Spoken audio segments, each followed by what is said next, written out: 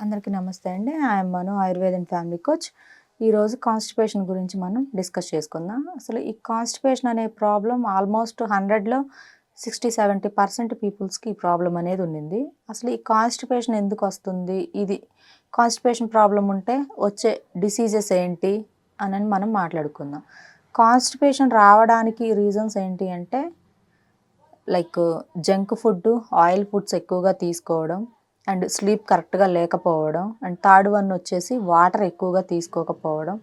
ఇంకొకటి వచ్చేసి citrus fruits తినకుండా ఉంటారు కొంతమంది. సో వీటి వల్ల కాన్‌స్టిపేషన్ ప్రాబ్లం వచ్చే ఛాన్స్ అనేది ఉంది. అయితే కాన్‌స్టిపేషన్ ప్రాబ్లం ఉంటే ఎటువంటి డిసీజెస్ వస్తాయి అని అంటే, అసలు కాన్‌స్టిపేషన్ ప్రాబ్లము ఉంటే మనకి బాడీలో అన్ని ఆర్గాన్స్ యాక్టివ్గా ఉండవు. అండ్ ఇంకొకటి వచ్చేసి ఫస్ట్ కాన్‌స్టిపేషన్ ప్రాబ్లం ఉంది అని అంటే మనకి లివర్కి ఎఫెక్ట్ అవుతుంది. సో మన లివర్ అనేది కరెక్ట్గా వర్క్ చేయదు. ఫ్యాటీ లివర్ రావడం, లేదు అంటే టైప్ ఆఫ్ వైరస్లు లివర్కి అటాక్ అవ్వడం ఇది ఉంటుంది. అండ్ ఇంకొకటి వచ్చేసి హెపటైట్ ప్రాబ్లం కూడా ఉంటుంది. అంటే ఆకలి లేకపోవడం ఇది ఒకటి ఉంటుంది. అండ్ ఇంకొకటి వచ్చేసి స్కిన్ ఇన్ఫెక్షన్స్.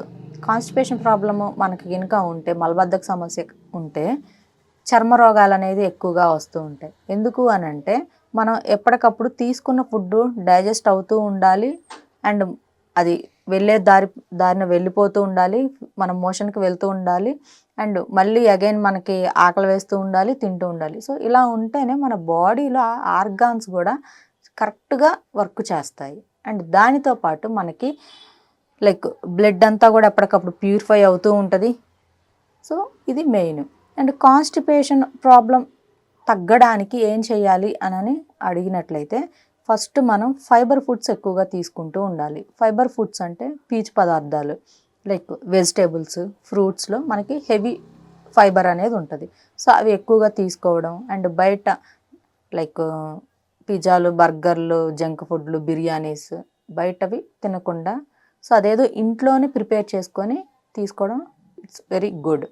ఇది ఒకటి. అండ్ ఇంకొకటి వచ్చేసి కాన్‌స్టిపేషన్ ప్రాబ్లం ఉంటే స్లీప్ ప్రాబ్లం ఉంటుందా అని చెప్పి కొంతమంది, స్లీప్ ఉండట్లేదు సో దానికి అండ్ కాన్‌స్టిపేషన్ ప్రాబ్లంకి కనెక్షన్ ఉందా అంటే ఉన్నింది. ఎందుకు అంటే మనకి స్టమక్ అనేది ఎప్పటికప్పుడు ఫ్రీ అవుతూ ఉంటేనే మనకి స్లీప్ కరెక్ట్గా ఉంటుంది. అలా కాకుండా మన ఎప్పుడు మనం మోషన్కి వెళ్ళకుండా అలానే ఉండిపోతే ఏమవుద్ది అంటే సో మన స్టమక్ అంతా కూడా అనీజీగా ఉండడం అండ్ ఎప్పుడైతే మనకి గట్లో అనీజీగా ఉంటుందో సో బ్రెయిన్ కూడా దాని గురించి థింక్ చేస్తుంది.